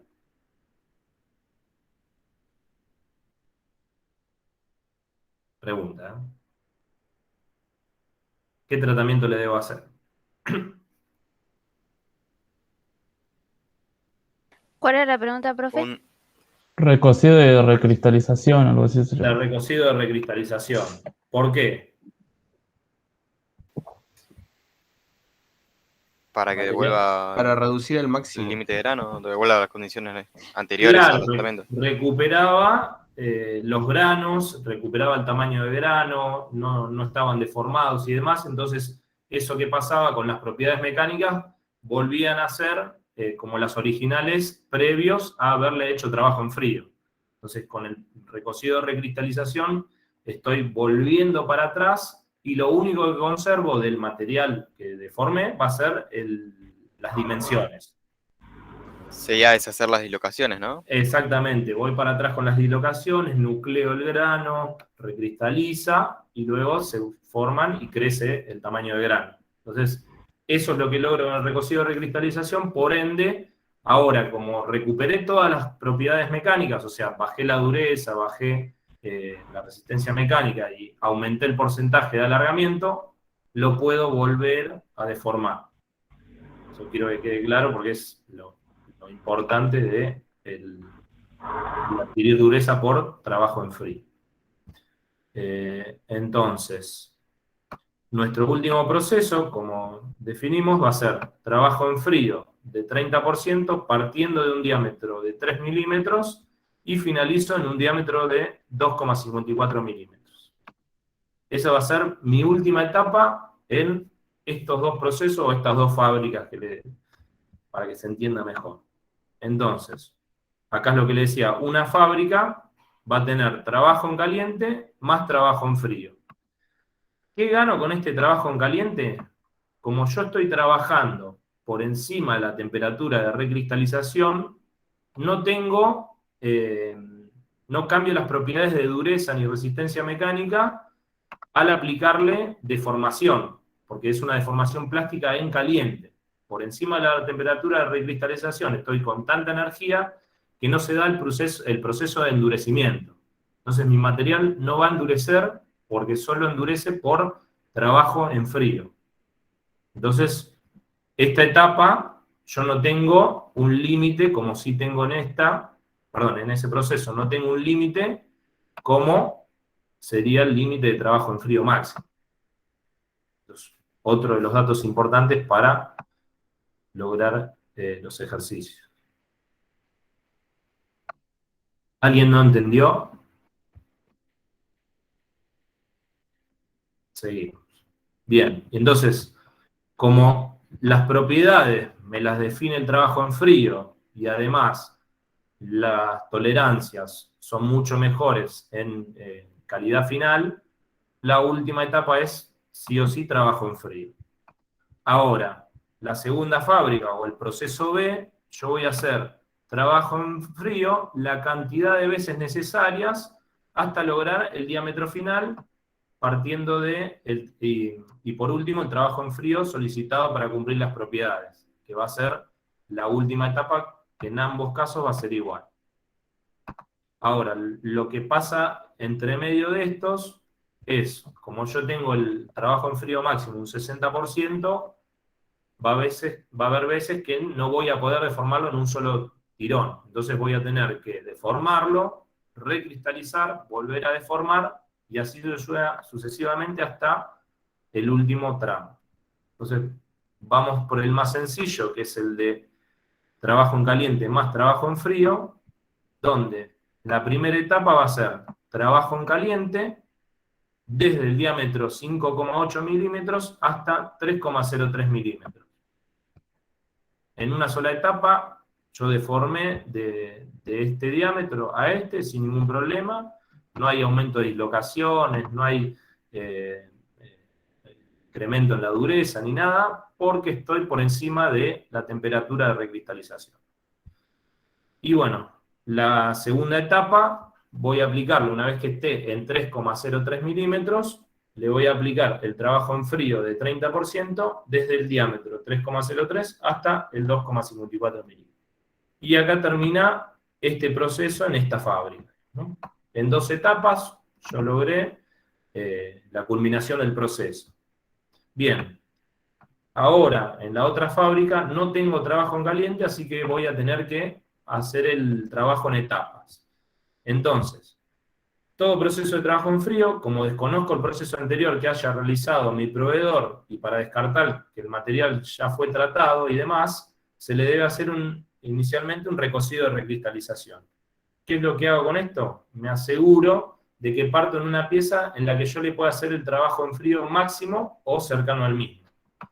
¿Esto por qué? Porque si yo no sé qué es lo que me entrega mi proveedor, me entregó esa barra y posiblemente en el último tramo y demás, en vez de que sea fundido o trabajado en caliente y demás, hay una parte que bajó la temperatura por la recristalización y lo trabajó en frío. Entonces eso adquirió un poco de dureza, perdió mi capacidad de formación plástica máxima. Entonces en mi proceso yo no voy a saber si lo puedo estirar hasta casi el límite.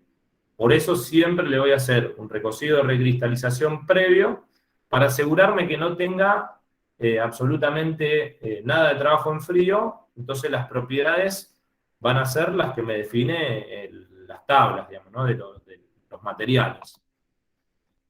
Entonces, vamos a verificar si puedo trabajar en frío esta pieza de diámetro inicial 5,8 hasta el diámetro intermedio. O sea, como yo ya sé que la última etapa era 3,03, no voy a ir hasta 2,54, sino que voy a ir hasta 3,03. ¿Hasta acá? ¿Se entiende?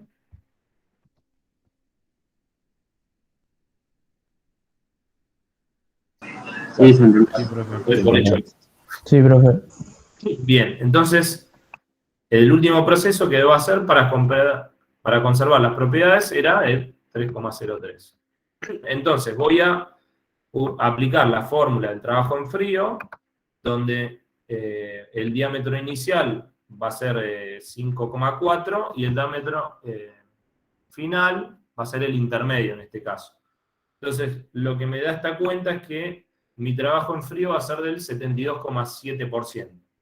Por ende, no verifica la condición de trabajo en frío máximo. Estoy en el 72. A los 60 yo lo estiré, lo quiero estirar un poco más, se rompió. Y imagínense en una laminación, tener que cortar las láminas, volver a engancharlas, todo un proceso de tiempo, demora y pérdida de material. Así que nadie quiere que se rompa un tren de laminación. Por lo tanto, no verifica. Entonces, como me definen que el trabajo en frío máximo es del 60%, yo voy a buscar un diámetro intermedio entre el 3,03 y el 5,4, y acá le voy a aplicar un 50%. Yo voy a estar del lado de la seguridad, ¿por qué? Porque, por ejemplo, en algún tren de laminación, el material o puede tener algún poro, puede tener alguna fisura, alguna impureza, etcétera, etcétera, que nunca voy a estar trabajándolo cercano al máximo. Porque cualquier imperfección que tenga en mi proceso, que no controle, o la pieza, en este caso la barra, voy a aplicar un 50%. Entonces, mi diámetro final, despejando toda esta fórmula, me da que es un 4,10 milímetros. Entonces, luego de 4,10 milímetros, me voy desde el diámetro 5,4 a 4,10 milímetros, aplicándole un trabajo en frío de 50%. Luego, como tengo que llegar a 3,03, voy a verificar si desde este diámetro ya puedo ir hasta 3,03. Entonces, aplicando esta misma cuenta convirtiendo las unidades, me da que el trabajo en frío es de 45,38. Por lo tanto, verifica. Entonces, esta etapa la puedo hacer aplicándole este trabajo en frío. Profe, ¿sería como darle 2 tratamientos? Entonces, Claro, o sea, yo acá le hice un tratamiento en frío. Ahora lo vamos a repasar acá abajo. Pero entonces acá yo tengo que, como ya, si lo sigo estirando, se me va a romper. Entonces, ¿acá qué le hago? Un diámetro final, no el que buscás, pero un intermedio. Una vez llegué al diámetro, ¿qué tratamiento le tengo que aplicar para poder seguir deformándolo? Recocido de recristalización. Recocido de recristalización. Entonces, por ende, vamos a hacer el repaso de lo que vimos acá, cómo quedaría el proceso. Entonces, yo les dije que lo primero que tenemos que hacer siempre, salvo que le haga un tratamiento en caliente, que al estar en caliente está por encima de la recristalización. Si yo no lo hago en caliente, como lo voy a trabajar en frío, me quiero asegurar las propiedades de que le puedo llegar hasta el máximo. Entonces, imagínense si ya tenía un 10% y yo le aplico el 50%, posiblemente se me rompió la pieza, y si yo lo tiré el 50%, y no, ya tenía, estaba recargado, entonces el problema lo tengo yo. Así que me aseguro, primera etapa, recocido de recristalización, y la segunda, trabajo en frío del 50%, desde el diámetro 5,8 hasta el 4,10, que fue el primer cálculo que hicimos. Como no verificaba, llegamos hasta este diámetro. Ahora, lo que dijimos recién, es cuando ya lo deformé hasta acá, ya tengo el 50%, para recuperar eso, le voy a hacer un trabajo en frío, un recocido de recristalización, como tercera etapa.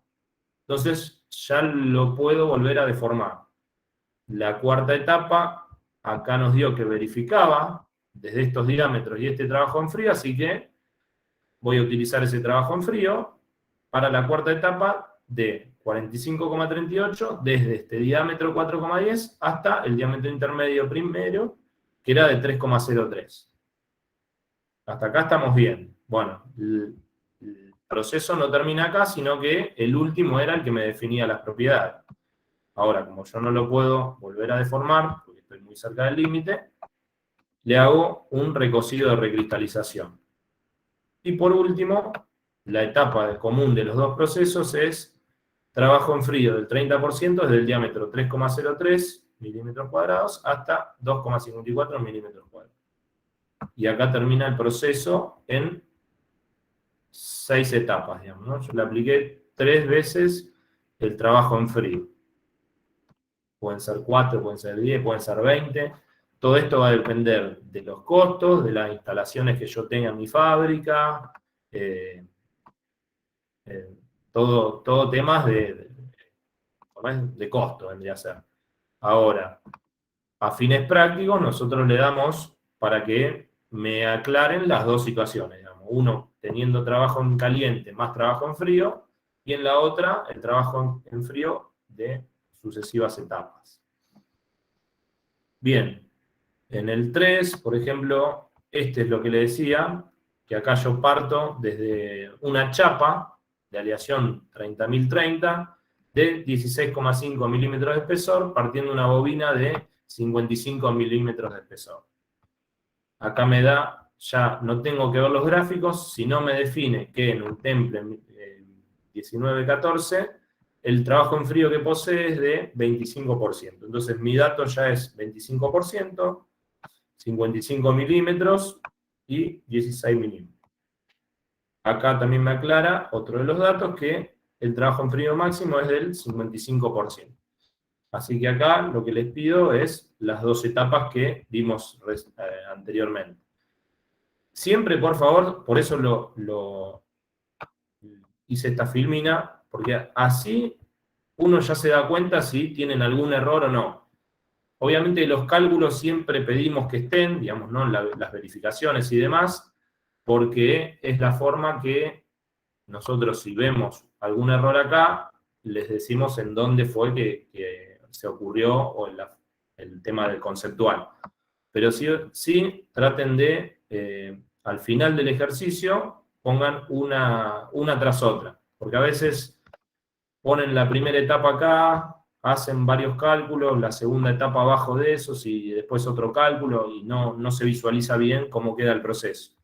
Así que siempre resúmanlo de esta forma.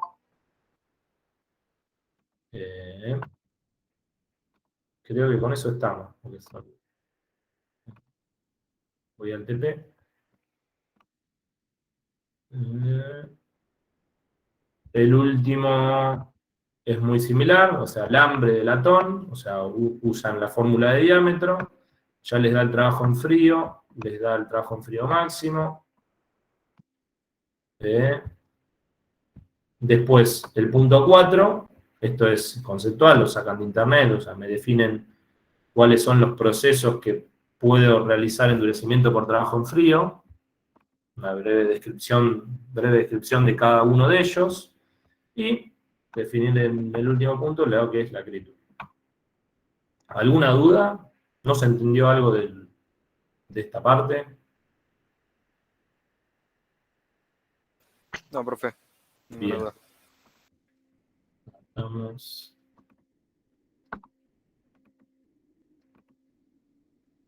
Bien, a ver la 9:30 me parece que había puesto la actividad, ¿no? Sí, profe, 9:30 parece. 9:30.